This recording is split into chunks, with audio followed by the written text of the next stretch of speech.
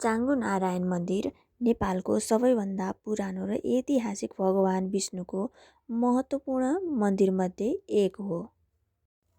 चाङ्गु नारायण मन्दिर भक्तपुरको चाङ्गु नारायण डाँडाको टुप्पोमा अवस्थित छ। काठमाडौँ उपत्यकामा 4 नारायणहरू रहेका छन्।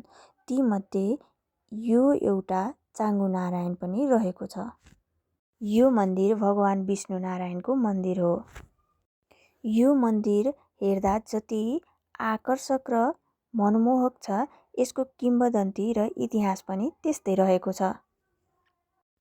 चाङ्गु नारायण मन्दिरको इतिहासमा धार्मिक र किम्वदन्ती दुवै मिसिएका छन्।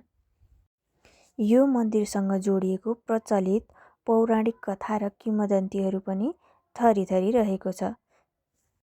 तीमध्ये एउटा प्रचलित पौराणिक कथा चाहिँ सुनौँ है त। पुरानो समयमा चाङ्गु डाँडाको आसपास एकजना ग्वाला बस्थे। उनीसँग एउटा निकै राम्रो गाई थियो।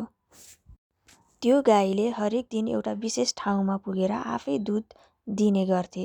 ग्वालाले गाईको दुध दुन खोज्दा दुध नआउने देखे र गाईले दुध नदिनुको कारण के रहेछ भनेर पछ्याउँदै जाँदा उनले एउटा रुखमुनि आफै गाईले दुध चढाइराखेको देखे।